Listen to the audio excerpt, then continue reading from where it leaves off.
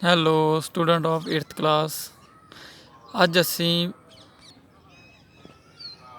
ਸੁਗਾਤ ਪਾਠ ਪੁਸਤਕ ਦੇ ਵਿੱਚੋਂ ਤੀਜਾ ਪਾਠ ਪੜ੍ਹਨ ਜਾ ਰਹੇ ਹਾਂ, ਜਿਸ ਦਾ ਸਿਰਲੇਖ ਹੈ ਕਰ ਖੁਸ਼ੀਆਂ ਦੀ ਸਾਂਝ।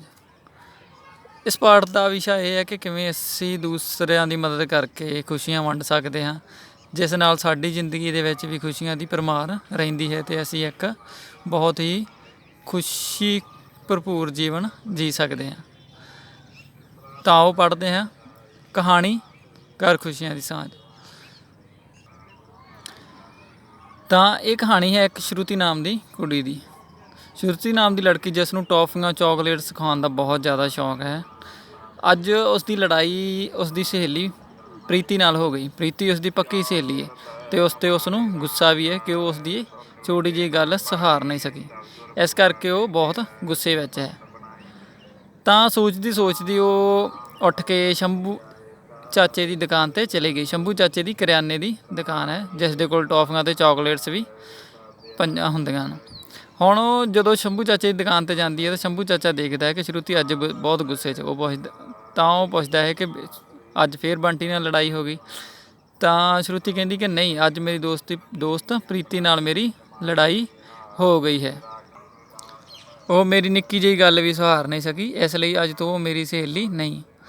ਤਾਂ ਉਸੇ ਵੇਲੇ ਸ਼ੰਭੂ ਚਾਚੇ ਨੇ ਉਸ ਨੂੰ ਕਿਹਾ ਕਿ ਤੂੰ ਪੜ੍ਹਾਈ ਦੇ ਨਾਲ ਨਾਲ ਕੋਈ ਵਪਾਰ ਕਰਨਾ ਚਾਹੇਗੀ। ਤਾਂ ਸ਼ਰੂਤੀ ਇਹ ਸੁਣ ਕੇ ਹੈਰਾਨ ਹੋ ਗਈ ਕਿ ਉਹ ਤਾਂ ਬਹੁਤ ਛੋਟੀ ਹੈ, ਉਹ ਕਿਸ ਤਰ੍ਹਾਂ ਕੋਈ ਵਪਾਰ ਕਰ ਸਕਦੀ ਹੈ। ਤਾਂ ਸ਼ੰਭੂ ਚਾਚੇ ਨੇ ਉਸ ਨੂੰ ਸਮਝਾਇਆ ਕਿ ਤੂੰ ਖੁਸ਼ੀਆਂ ਦਾ ਵਪਾਰ ਕਰ ਸਕਦੀ ਹੈ। ਇਹ ਸੁਣ ਕੇ ਸ਼ਰੂਤੀ ਬਹੁਤ ਹੈਰਾਨ ਹੁੰਦੀ। ਉਹ ਪੁੱਛਦੀ ਹੈ ਕਿ ਖੁਸ਼ੀਆਂ ਦਾ ਵਪਾਰ, ਉਹ ਕਿਵੇਂ? ਤਾਂ ਸ਼ੰਭੂ ਚਾਚਾ ਉਸ ਨੂੰ ਸਮਝਾਉਂਦਾ ਹੈ ਕਿ ਕਿਵੇਂ ਤੂੰ ਦੂਸਰਿਆਂ ਦੀ ਮਦਦ ਕਰਕੇ ਉਹਨਾਂ ਨੂੰ ਖੁਸ਼ ਰੱਖ ਸਕਦੀ ਹੈ।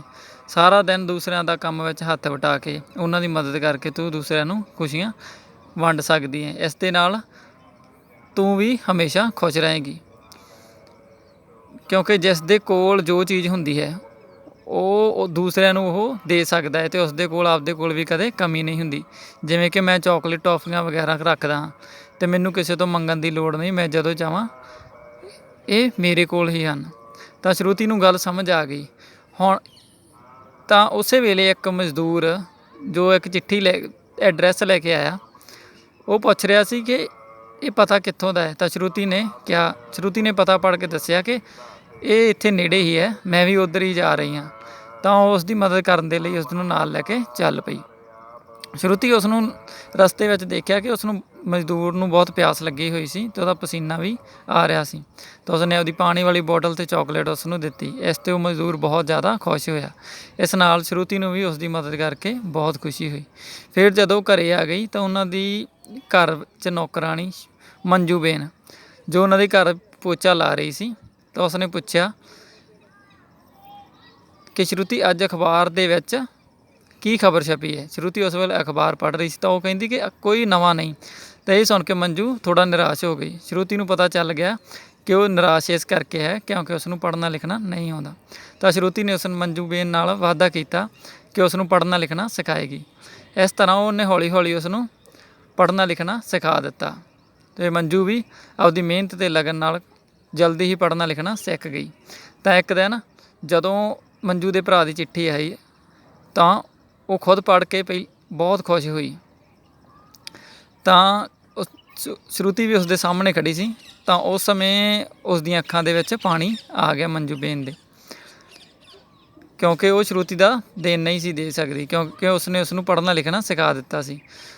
ਪਰ ਸ਼ਰੂਤੀ ਨੇ ਕਿਹਾ ਕਿ ਇਹ ਸਭ ਤਾਂ ਕਰਾਮਾਤ, ਇਹ ਸਭ ਚਮਤਕਾਰ ਤਾਂ ਸ਼ੰਭੂ ਚਾਚੇ ਦਾ ਹੈ, ਜਿਸ ਨੇ ਉਸ ਨੂੰ ਦੂਸਰਿਆਂ ਦੀ ਮਦਦ ਕਰਨਾ ਅਤੇ ਖੁਸ਼ੀਆਂ ਵੰਡਣਾ ਸਿਖਾਇਆ ਹੈ।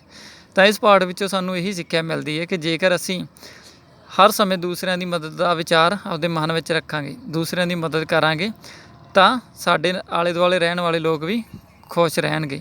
ਇਸ ਤਰ੍ਹਾਂ ਅਸੀਂ ਉਹਨਾਂ ਨੂੰ ਖੁਸ਼ੀਆਂ ਵੰਡ ਕੇ ਆਪ ਵੀ ਖੁਸ਼ ਰਹਾਂਗੇ, ਕਿਉਂਕਿ ਦੂਸਰਿਆਂ ਨੂੰ ਖੁਸ਼ੀ ਦੇ ਕੇ ਖੁਦ ਨੂੰ ਵੀ ਬਹੁਤ ਜ਼ਿਆਦਾ ਮਨ ਵਿੱਚ ਖੁਸ਼ੀ ਮਹਿਸੂਸ ਹੁੰਦੀ ਹੈ। ਤਾਂ ਆਓ ਦੂਸਰਿਆਂ ਦੀ ਮਦਦ ਕਰਨਾ ਸਿੱਖੀਏ, ਖੁਸ਼ੀਆਂ ਵੰਡਣਾ ਸਿੱਖੀਏ ਅਤੇ ਖੁਦ ਦਾ ਜੀਵਨ ਵੀ ਖੁਸ਼ਹਾਲ ਅਤੇ ਖੁਸ਼ੀਆਂ ਭਰਪੂਰ ਬਣਾਈਏ। ਧੰਨਵਾਦ।